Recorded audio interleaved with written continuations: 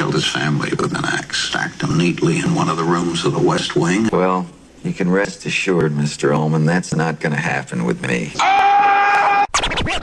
So it goes without saying that a lot of movies are usually based on something, be it comic books, novels, manga, plays, urban legends, myths, a person's life. The list kind of goes on. But speaking in terms of adaptations of novels and comics, if the creator of said work is still around when the film comes out, they usually get asked what they think. It makes sense. Of course you would want to hear what the original creator thinks of someone else's version of their work. Sometimes they're happy to see the movie version, like the author of How to Train Your Dragon. She liked that the animated film focused on having a strong female character, something that she felt her book was lacking. And the author of Fight Club liked that the movie drew more attention to the themes of masculinity and media propaganda, while still adapting over 90% of his book. The manga author of Alita Battle Angel provided illustrations for the film, and even went on set for a tour, and he even approved of the changes made to fit the film. And of course, Frank Miller was so on board for Sin City that he co-directed it with Robert Rodriguez. Though sometimes, or often than not, the creator just hates it, and those are the ones I want to talk about today. The adaptations disliked by their creators. There's obviously quite a bit of them, so I trimmed it down a lot, so I can talk about the ones that I personally find more interesting. So,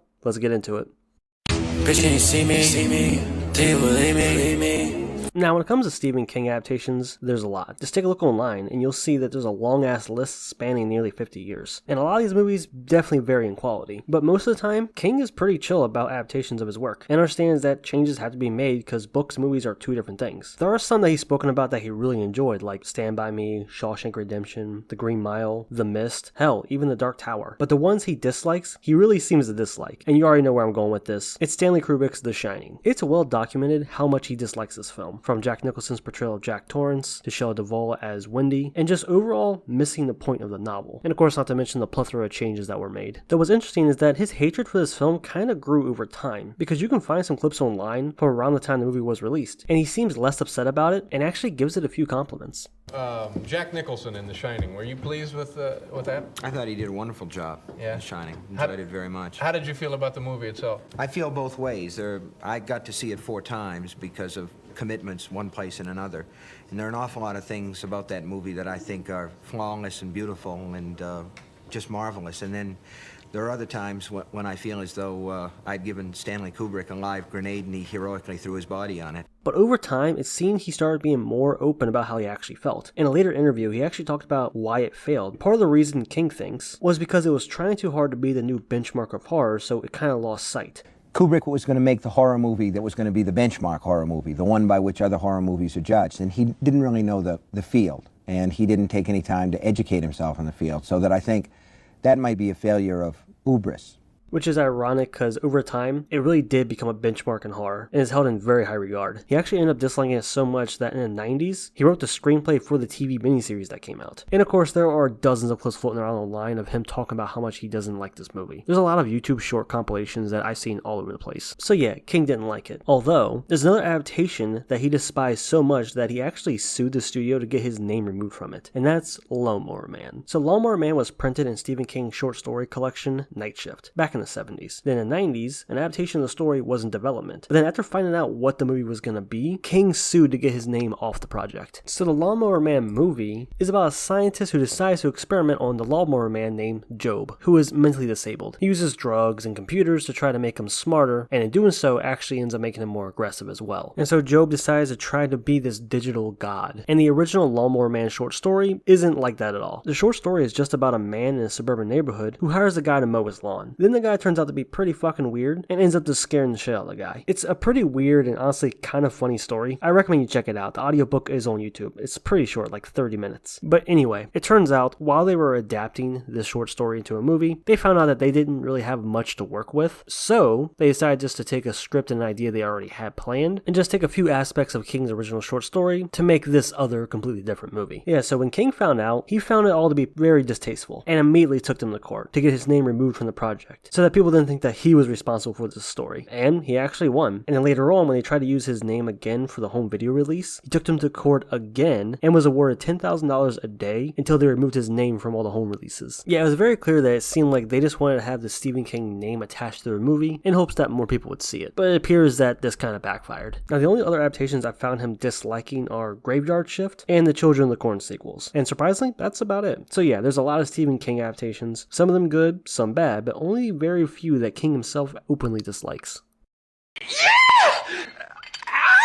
So in the last passage, we mentioned The Shining. Let's talk about another one of Stanley Kubrick's films, A Clockwork Orange. Now this is a bit of a strange case because the rumor for the longest time was that the author of the original novel, Anthony Burgess, disliked the film and its changes, mainly the ending. But the truth is actually much more complicated than that. So let me explain. Now this is what I was able to piece together after looking online and finding different articles and blogs that helped set things straight. Basically, Burgess did enjoy several other Kubrick films, like Dr. Strangelove, 2001: A Space Odyssey, Path of Glory, but didn't think he did a good job with Lolita. So he was concerned that Kubrick would focus too much on the sex and violence and miss the point of his novel when adapting it. And apparently, before the film was in production, he submitted his own script, but it was rejected. And then when Kubrick took control of the project, Burgess wasn't involved in the production at all. So we can assume that this made him pretty uneasy. However, he got to meet Kubrick in London and got a private screening of the film, and he thought that it was expertly made and technically beautiful. He liked it and thought it was a good film, even calling it mind-opening. He mostly saw it as a reimagining of his own novel, but he didn't hate it. In fact, him and Michael McDowell went on a press tour for the movie. And this is where things start to take a turn. When the movie was released, it was criticized a lot for being vulgar and controversial for what it depicted on screen. So as a result, Burgess found himself not only having to defend his own book, but Kubrick's film as well. It also didn't help that Kubrick didn't participate in the New York press tours, leaving he and Michael McDowell to deal with the backlash. But furthermore, due to the amount of attention the film was getting, it kind of overshadowed his other work. And in nearly every interview afterwards, it was always about A Clockwork Orange and the film, which kind of started to get on his nerves. And to add on to this, when the screenplay for the film was released in print, it was marketed as Stanley Kubrick's Clockwork Orange, essentially outshining the book that it's based on. So this irritation and being unhappy with the press tours and interviews always being about this film led to the rumors that he didn't like the movie, which still wasn't true. Even after all this, he still praised the film. He was just tired of it overtaking the original novel, as well as his other works and every conversation he had. Later on, he would actually grow to resent his own novel because of media and people misinterpreting his work. And he does contribute this partly to the movie changing the ending and leaving out the final chapter. So yeah, technically he didn't hate the movie. He just hated the aftermath, and then the movie and Clockwork Orange just overtaking every aspect of his life afterwards. Yeah, I know that kind of goes against the title of this video, but I found it very fascinating and wanted to share. The next entry on this list, though, had the opposite reaction to seeing the film based on something he wrote.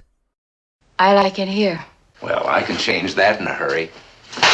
So it's no secret that Quentin Tarantino has written every movie he's directed, but he's also written and co-written several movies that he didn't direct, stuff like True Romance, From Dusk Till Dawn. Hell, he's even written a 2-part episode of CSI. But there's one that he's openly spoken about being dissatisfied with, and that's Natural Born Killers. So a very young Quentin Tarantino was trying to make it in Hollywood, so he wrote a script called True Romance, and this was supposed to be his first film he directed, but he couldn't get funding, so he ended up selling the script. And so then he wrote Natural Born Killers, but ran into the same issue. He couldn't get funding, so he sold it again. And then finally he used that money to get Reservoir Dogs made. And of course the rest is history. But in all his years of filmmaking, Natural Born Killers is the only film that he didn't like. And of course you would assume it's because, well, he wanted to make it. But that's not exactly true, because he really likes True Romance, and he likes what Tony Scott did with it. The issue with Natural Born Killers is, he feels Oliver Stone changed way too much. He was actually so disgusted with it that in the theater, he didn't even make it past 20 minutes. He and his girlfriend at the time just walked out. So he's never seen it from beginning to end, but he saw enough of it to know how different it was from his original vision. So he was just completely dissatisfied and didn't want anything to do with it. It's very clear he didn't like the style or direction that Oliver Stone took his story. And that's why when the film was coming out, he requested they change it from written by Quentin Tarantino to story by Quentin Tarantino. Because he did come up with the characters, he did come up with the concept, but he doesn't want to take credit for actually writing the rest of it. And when it comes to the casting, even though he thought Juliette Lewis was good as Mallory, he didn't like Woody Harrelson as Mickey at all. And apparently they had a long-standing feud with each other because of this. Although he has hashed things out with the director, Oliver Stone, and they're on good terms about it. So much so that Oliver Stone actually didn't mind if Quentin Tarantino published his original screenplay and put it out there, so that if people want to read it, they can. Now, the most I've seen him talk about it is this Howard Stern interview clip, which you can find the full thing online, but it's only like 4 or 5 minutes long, and he doesn't go that much into detail because, well, he didn't finish the film. But even though Natural Born Killers is a pretty damn good movie, it still makes you wonder what Tarantino's original version would be like.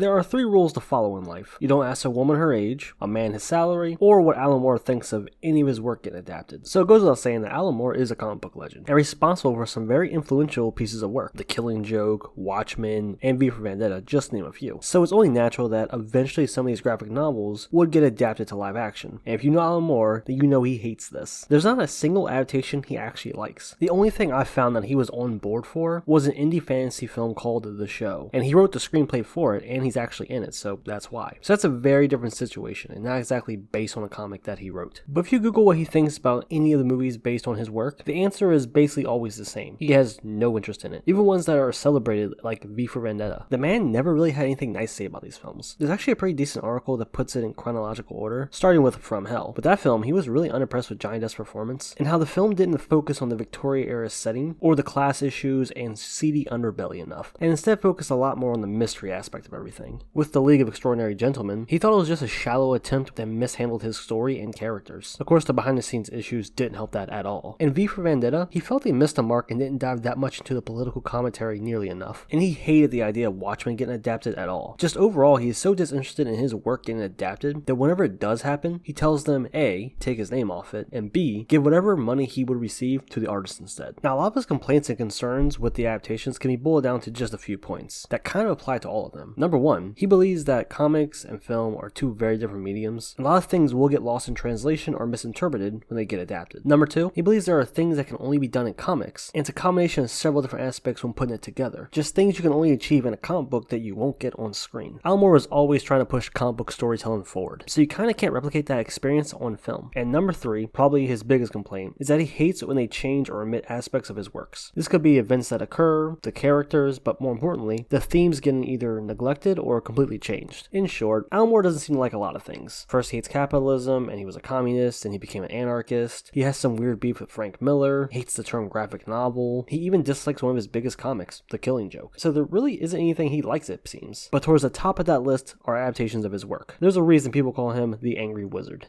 This place blew my mind. Alright, so finish this off, I kind of want to do like a lightning round. Just very short and sweet to the point of other creators who hated adaptations of their work. These are all pretty straightforward and not as in-depth, but at least want to mention them. We're going to start off with the creator, Max Brooks. His reaction to the film adaptation is kind of funny. Initially, he didn't like the trailer, but upon seeing the actual film, he had this to say. I was expecting to hate it, and I wanted to hate it, because it was so different from my book. And yet, the fact that it was so different from my book made it easier to watch because I didn't watch my characters and my story get mangled. Yeah, if you didn't know, when they were adapting World War Z, they changed basically everything about it. The only thing that was really kept are the zombies and the title. Everything else is very different. You know, he had a very positive way of looking at it, although Ken Casey, the author of One Flew Over the Cuckoo's Nest, did not. Yeah, the Oscar-winning film from 1975, he was not a fan. Initially, he was actually involved in the pre-production when the film was in the early stages, but issues started to rise with the casting when he wanted Gene Hackman for the main role, but instead they went with Jack Nicholson. And then several more creative differences happened when they were actually trying to get the script written. The biggest issue being the shift in perspective. It would no longer be told from Chief's perspective, and this was enough to not only make him leave the project, but he ended up trying to sue the producers afterwards. And to this day, he's never seen the film in its entirety. Though this next author did see the film adaptation of her book, and she was not a fan. That was Lois Duncan. She wrote the original 1972 novel I Know What You Did Last Summer, and she was not a fan of the 1997 film. Basically, they took her murder mystery thriller and turned it into a teen slasher, with a bigger focus on blood and gore and violence, while the murder mystery and themes were kind of pushed to the side. But additionally, and probably more important, her own daughter actually did get killed in 1989. And the case went cold. So just seeing this film adaptation of just teens getting slaughtered on full display for like fun just didn't really sit right with her. Though she did admit that she believes no one in the production of the movie knew anything about the case or her daughter. So it wasn't a malicious creative decision when they adapted the film. But I want to end this off with Richard Matheson, the author of I Am Legend. This book has been adapted several times and he's disliked every single one of them. But he has a very interesting quote that I think is pretty funny and is just a great way to end off. He said, "I don't know why Hollywood is fascinated by my book when they never care to film it as I wrote it," which I imagine is a sentiment that many other authors and creators have.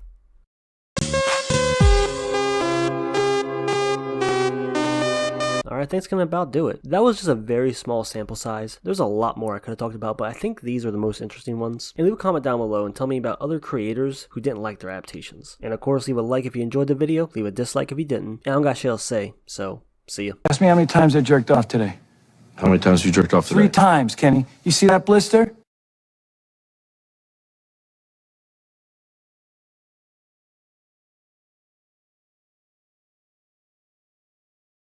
Oh, that's us! That's us! That's us!